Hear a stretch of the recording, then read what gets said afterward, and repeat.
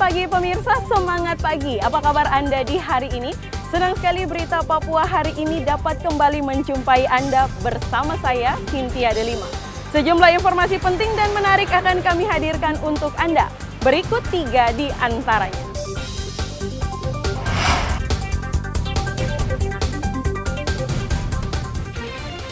Diduga tersambar api pembakaran sampah 3 rumah di Merauke ludes terbakar. Tokoh Papua Merdeka Philip Karma ditemukan tewas di pantai Besji.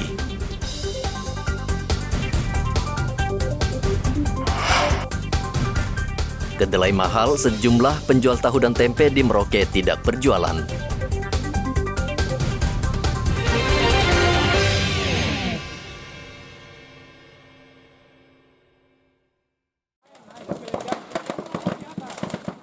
Gara-gara api pembakaran sampah, 3 rumah di kawasan Buti Merauke Selasa kemarin ludes terbakar. Saksi mengatakan seorang nenek pemilik ruko membakar sampah di samping rumahnya. Namun api tiba-tiba membesar lalu menyambar lapak penjual bensin, akibatnya 3 rumah di kawasan tersebut ludes terbakar. Iya, sekitar jam 3. Terus awalnya seperti apa itu? Mati dia bakar sampah di bensin. Terus? Dia udah dia merembet ke itu tuh, ke ada jual dia kan jual bensin di situ. Merembes ke bensin situ ya? Merembet ke bensin sudah. Langsung gitu. Meledak. Ini memang tadi kan ada jual bensin juga, kemudian ada ledakan itu memang jualan petasan iya, juga. Itu dari bensin. Jual petasan juga dia? Tidak, dia tidak jual petasan, itu ledakan dari bensin. Oh, dari bensin ya? Berarti ada penampungan bensin juga ya? Iya. Dia ada tampung bensin dan itu makanya meledak itu. Sip, oke, sip. Warga berusaha memadamkan api dengan peralatan seadanya. Setengah jam kemudian 2 unit mobil damkar milik Pemkab Merauke tiba dan api akhirnya bisa dipadamkan. Namun karena dinilai lambat, sekelompok orang marah dan mengejar petugas damkar, sehingga 3 petugas damkar terluka. Diserang sekelompok warga, akhirnya petugas damkar lari menyelamatkan diri. Kabid Dinas Damkar Merauke Doni Manuputi menyesalkan insiden tersebut. Padahal sesuai prosedur, petugas sudah tiba di lokasi 15 menit setelah mendapat laporan. Di tempat posko kita sesuai prosedur dan SOP kita sesuai 15 menit sampai di tujuan dan kita sudah sesuai dengan prosedur itu.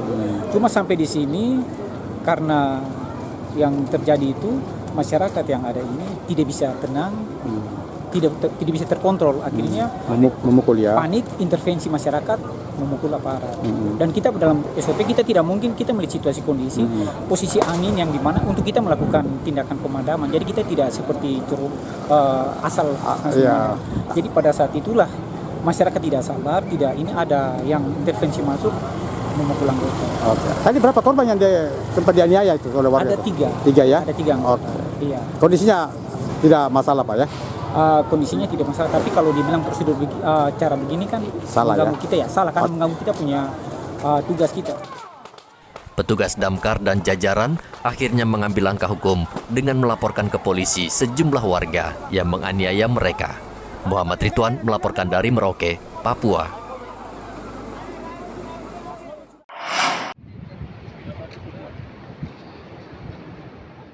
Jasad tokoh dan aktivis Papua Merdeka Philip Karma ditemukan warga yang sedang menjaring ikan di bibir pantai Besji, Kota Jayapura, Selasa pagi.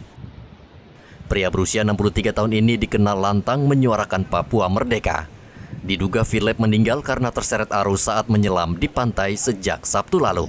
Polisi yang melakukan penyelidikan tidak menemukan luka bekas penganiayaan di tubuh Philip. Namun polisi masih terus melakukan penyelidikan untuk mencari tahu penyebab pasti kematian korban. Jasad Philip langsung dibawa ke Rumah Sakit Bayangkara, Kota Raja, namun keluarga korban menolak untuk dilakukan autopsi. Besji, kemudian kami mengambil langkah itu mengevakuasi korban ke Rumah Sakit Bayangkara ya untuk dilakukan langkah-langkah visum ya dan juga langkah-langkah untuk mengidentifikasi.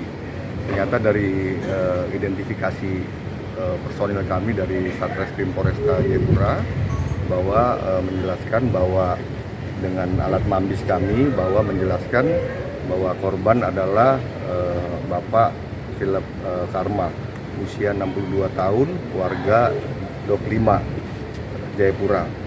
Ya, kemudian juga kami mengambil langkah-langkah juga untuk melakukan penyelidikan. Ya, kita sudah mengamankan TKP, kemudian melakukan olah TKP. Dan untuk informasi sementara yang kami terima, memang di lokasi itu kita temukan ya alat untuk menyelam, alat untuk memburu ikan ya, bukan alat menyelam. Kemudian juga kita temukan juga ada sepeda motor dan juga alat pelampung. Inilah kita lakukan penyelidikan lebih lanjut. Kemudian Philip Jacob Samuel Karma merupakan aktivis yang tidak kenal lelah berjuang untuk Papua Merdeka. Pada tanggal 1 Desember 2004, ia ikut mengibarkan bendera Bintang Kejora dalam sebuah upacara di Jayapura. Ia kemudian dituduh mengkhianati negara dan dijerat makar serta dihukum 15 tahun penjara. Pria kelahiran 15 Agustus tahun 1959 memiliki latar belakang sebagai ASN pada zaman kolonial Belanda. Pada tahun 2015 silam, ia pernah menolak gerasi Presiden Joko Widodo terhadap tahanan politik Papua.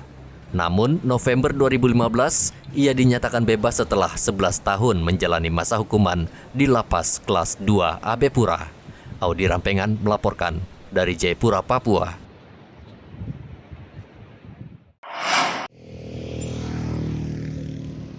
Meski dalam kondisi sakit, Gubernur Papua Lukas NMB tetap memantau roda pemerintahan di Papua. Juru bicara Gubernur Papua Muhammad Rifai Darus mengatakan Lukas menjalankan kewajibannya sebagai kepala daerah serta mengawasi seluruh kinerja kerja OPD untuk memastikan agar pelayanan publik tetap berjalan dengan baik. Lukas juga meminta seluruh organisasi perangkat daerah OPD untuk bekerja lebih cerdas dan cermat dalam mengoptimalkan penggunaan anggaran di tahun 2023 mendatang. Walaupun kondisi kesehatan Bapak Gubernur terdapat sejumlah penyakit, namun roda pemerintahan Provinsi Papua tetap diperhatikan dan dipantau langsung oleh beliau. Sekali lagi bahwa roda pemerintahan Provinsi Papua dipantau langsung oleh Bapak Gubernur. Bapak Gubernur masih melakukan kewajibannya sebagai kepala daerah dengan mengoptimalkan sistem koordinasi bersama Sekretaris Daerah Provinsi Papua, para asisten Sekretaris Daerah, Sekretariat Daerah, dan seluruh kepala OPD di Provinsi Papua dalam rangka memastikan pelayanan publik di Papua tetap berjalan dengan baik. Adapun beberapa hal yang disampaikan oleh Gubernur Papua kepada para pejabat di lingkungan pemerintah Provinsi Papua, saya kira ini menjadi catatan penting. Yang pertama, Bapak Gubernur menghimbau kepada Dinas Kesehatan Provinsi Papua agar dapat terus bergerak memonitoring rumah sakit dan puskesmas Papua dan puskesmas di seluruh Papua terkait kasus gagal ginjal akut yang kini merebak di banyak daerah. Gubernur juga berpesan agar seluruh perintah dan rekomendasi dari pemerintah pusat melalui Kementerian Kesehatan dapat ditindaklanjuti dan dilaksanakan. Lukas NMB sebelumnya meminta tim medis asal Singapura untuk memeriksa kondisi kesehatannya di kediamannya di kota Jayapura.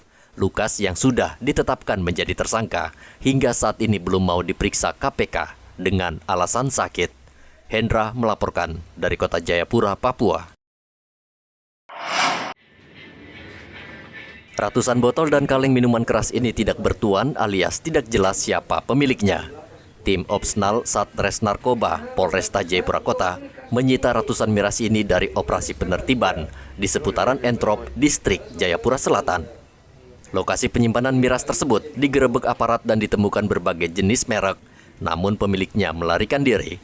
Diduga mereka sudah mengetahui rencana petugas melakukan razia. Miras ilegal yang berada di wilayah kota Jayapura, khususnya di wilayah Entrop, Jayapura Selatan. Yang mana dari kegiatan tersebut kami telah mengamankan sebanyak 241 miras beralkohol ilegal yang tidak dilengkapi dengan dokumen, yaitu dari berbagai merek.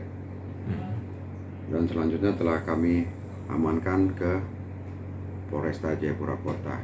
Dan dari hasil penertiban tersebut, itu pemilik atau terduga pelaku melarikan diri dan sampai hari ini belum datang untuk diambil keterangan.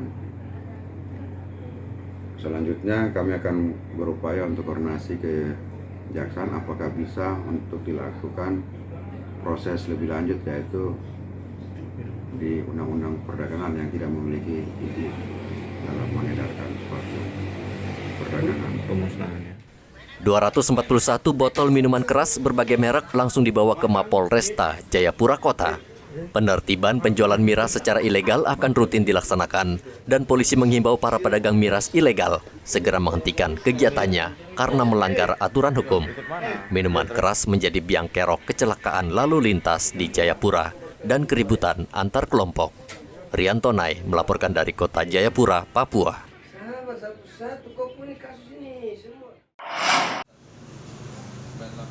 Dinas Kesehatan Merauke meminta warga tidak perlu khawatir dengan penarikan obat jenis sirop untuk anak-anak yang diduga menjadi penyebab gagal ginjal akut. Bagi warga yang sudah kepalang basah memberikan obat sirop, Dinkes meminta juga tidak perlu panik karena tidak seluruh obat cair atau sirop menjadi penyebab gagal ginjal. Berpikiran terkait dengan kasus sekarang gini, kalau sekarang mau ditarik ini obat ini kan sudah lama ada, iya kan? Kalaupun obat misalnya yang beberapa sirup yang itu menjadi penyebab, ya mungkin bukan sekarang, mungkin beberapa waktu lalu sudah ada kasus-kasus seperti itu kan, gitu. Ya, menurut saya agak sedikit aneh. Cuma kan mungkin perlu kewaspadaan saja, karena hasil pemeriksaan misalnya dari BPOM, kemudian dengan institusi penelitian yang meneliti kira-kira apa menjadi penyebab dan ditemukan hal itu kan dihimbau kepada masyarakat. Kemudian kita juga sudah menghimbau kepada apotek, toko-toko obat yang jual sirup yang kan sudah ada pengumuman juga dari BPOM obat mana saja yang nggak boleh harus ditarik dari peredaran, tidak boleh dijual karena tadi kandungan etilen glikol atau etilen glikol yang disinyalir menjadi penyebab itu di atas ambang batas itu kan sudah ada, dan itu sudah kita sampaikan juga ke semua apotek untuk ditarik dari peredaran atau tidak dijual. Kita juga sama-sama dengan BPOM sudah melakukan pengawasan. Dinas Kesehatan Merauke berharap warga yang memiliki balita dan anak yang sedang sakit sebaiknya ke dokter agar mendapat resep obat yang sesuai dan benar. BPOM saat ini telah melakukan sampling terhadap 25 obat sirop dan 38 batch dengan kode produksi, dan 5 diantaranya ditemukan kandungan EG dan DEG yang melebihi ambang batas. Namun BPOM belum bisa menyimpulkan kelima merek obat tersebut menjadi penyebab gagal ginjal. Meskipun demikian, untuk menghindari kemungkinan buruk, BPOM meminta masyarakat untuk sementara tidak menggunakan obat-obat jenis sirop. Muhammad Ridwan melaporkan dari Merauke, Papua.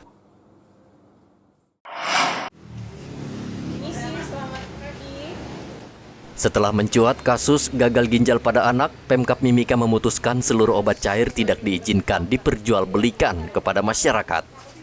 Kendati di Kabupaten Mimika belum ada kasus gagal ginjal akut yang menyerang anak-anak, namun Pemkab tidak mau mengambil resiko dan meminta seluruh apotek tidak menjual obat sirop anak. Saat ini Pemkab Mimika sedang berkoordinasi dengan Kemenkes terkait penarikan obat-obat tersebut. Belum ada kasus yang terjadi karena obat-obat ini. Yang pertama. Yang kedua, kita sudah putuskan bahwa obat-obat ini tidak boleh diperjualbelikan lagi dan akan ditarik. Yang sekarang kita lagi koordinasi dengan Kementerian Kesehatan dan teman-teman lain. Sesudah kita tarik ini, sesudah kita mau buat apa? Ini yang kita lagi minta koordinasi. Itu saja sampai saat ini. Dan sekarang BPOM, kita bekerjasama dengan BPOM dan lain-lain untuk melaksanakan penarikan obat-obat. Pemkab akan menindak tegas jika ada apotek yang masih membandel menjual obat sirop cair untuk anak-anak. Kemenkes sudah menarik obat sirop yang mengandung EG, yang diduga menjadi penyebab gagal ginjal akut pada anak. Menurut Menteri Kesehatan Budi Gunadi Sadikin, setelah penarikan obat sirop tersebut, jumlah anak yang masuk rumah sakit akibat gagal ginjal turun hingga 95%. Dari Mimika, Papua, Igobat Momolin melaporkan.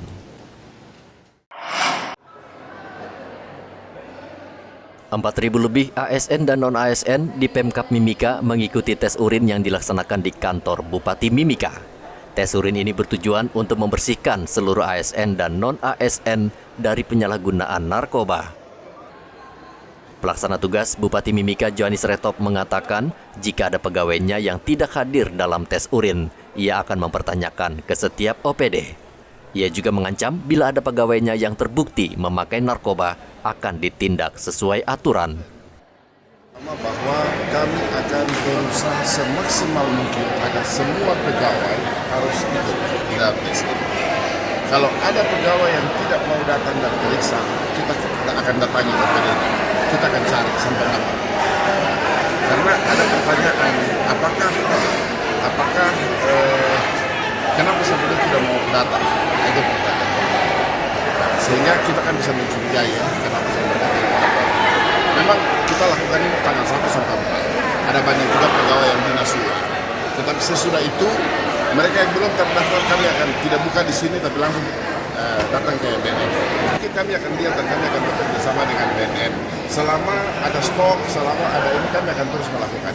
Supaya betul-betul pegawai negeri kita ini bersinar, bebas dan bersih dari narkoba. Sudah pasti disanksi. Pasti ada sanksi. Kalau juga kalau sampai ditemukan anak, sudah pasti ada sanksi. Ada proses sesuai dengan ketentuan hukum lah.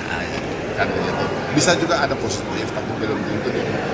Kalau bisa pakai obat apa namanya karena minum obat batu. Nanti kan akan dicek kalau dia positif, ya pasti akan ditanya kenapa positif, ada minum obat apa dan lain-lain. Akan secara detail. Belum tentu dia bukan narkoba. Begitu. Saya tahu saat ini ada sudah yang saya tahu itu yang sudah di lapas. 5 orang. Sudah bukan rahasia lagi banyak pegawai pemerintahan yang menggunakan narkoba dan tes urin merupakan salah satu cara untuk membuat jera pegawai memakai narkoba. Saat ini ada 6 ASN di lingkungan Pemkab Mimika yang tertangkap karena menggunakan narkoba. 5 diantaranya tengah menjalani masa hukuman di Lapas Timika. Kegiatan tes urin di Pemkab Mimika ini baru pertama kali dilakukan dan kegiatan ini akan rutin dilakukan. Dari Mimika, Papua, Igobat Momolin melaporkan.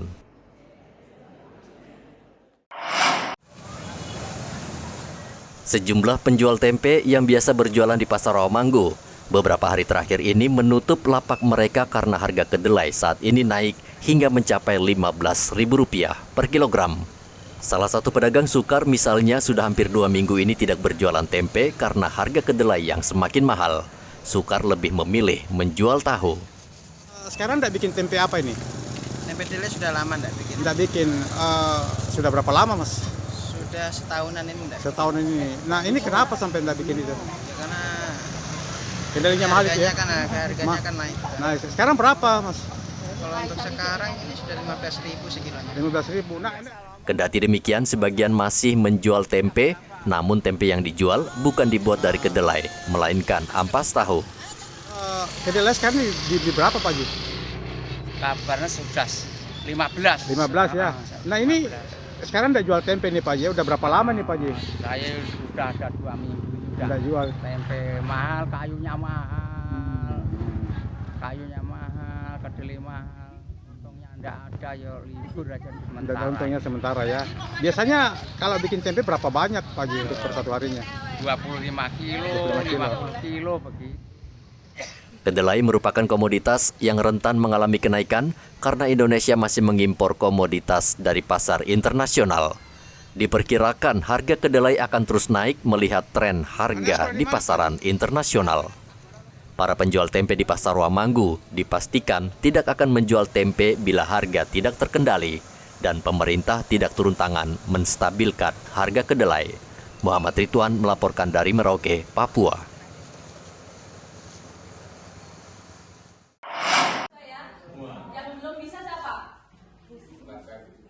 Tingkat kasus pelanggaran lalu lintas di Merauke cukup tinggi. Untuk itu, Satlantas Polres Merauke giat melakukan sosialisasi ke sekolah-sekolah karena pelanggaran lalu lintas juga kerap dilakukan para pelajar.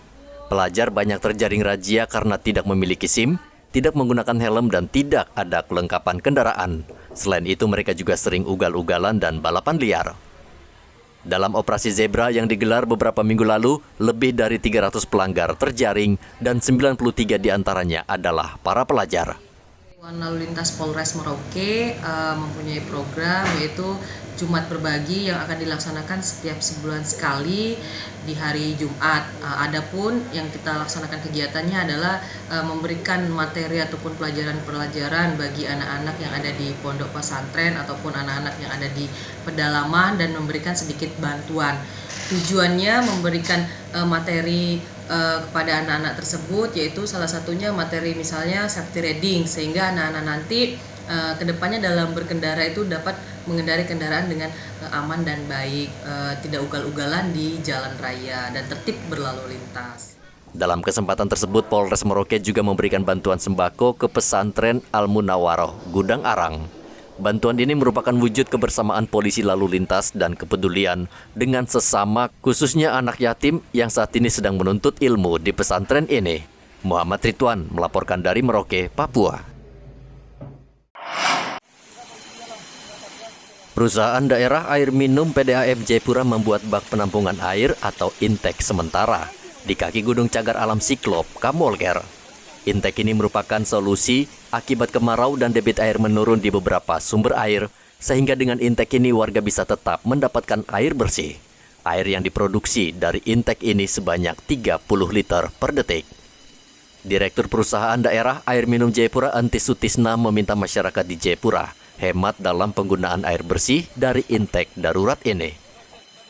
Kami mengalami kendala alam ya, di mana debit air mengalami penurunan. Kami berupaya untuk menambah distribusi air, pasokan air dengan membuat intake baru ya, walaupun intake darurat itu di Kambolker kita buat. Kemudian berikutnya juga sekarang kita melakukan distribusi pengaturan langsung di sumber ya, baiki beberapa jaringan yang bocor ya. Yang terakhir sudah tentu jam kerjanya teman-teman di lapangan semakin bertambah ya, karena mereka harus mengatur 24 jam ya, mengalirkan ke sana kemari, membagi dari tadinya seminggu 3 kali ya, full, sekarang seminggu 3 kali, tapi durasinya kita kurangi menjadi 12 jam. Jadi kami juga mohon bahwa masyarakat pelanggan bisa memaklumi kondisi ini karena ini faktor alam. Ke depan memang akan ada upaya kami untuk bagaimana meningkatkan kapasitas produksi seperti penggunaan danung Sentani. Kepastiannya Sentani saat ini memang kami bulan lalu ya sudah menghadap ke pemerintah pusat melalui Dirjen Cipta Karya dan SDA. Saat ini memang baru fase 1 yang sudah dituntaskan ya, baru pembuatan intik ya dengan reservoir 3000 kubik ya di jalan alternatif Purnas 3. Sumber airnya sudah berfungsi, air bisa ditarik, namun ada kendala pembangunan water treatment ya, WTP-nya. Jadi kalau saya prediksi sih kalau kemarin mereka baru bisa dibahas tahun 2023, jadi paling 2025 baru bisa dimanfaatkan. PDAM Jayapura juga menghimbau masyarakat agar tidak menebang pohon di area sumber air yang dijadikan kebun masyarakat. Air bersih sangat dibutuhkan masyarakat di Jayapura untuk keperluan minum, mandi, memasak, mencuci, dan membersihkan rumah. Namun sumber air semakin terbatas dan kemarau panjang menyebabkan sumber air banyak yang kering. Pemerintah memang harus membangun banyak intake, mengingat cuaca yang anomali akibat perubahan iklim. Hendra melaporkan dari Kota Jayapura, Papua. Pemirsa, berita yang baru saja Anda saksikan sekaligus menutup jumpa kita dalam Berita Papua pagi ini. Bersama kru yang bertugas, saya Cynthia Delima ucapkan terima kasih dan kami pamit undur diri. Selamat pagi, semangat pagi, dan wanyambe.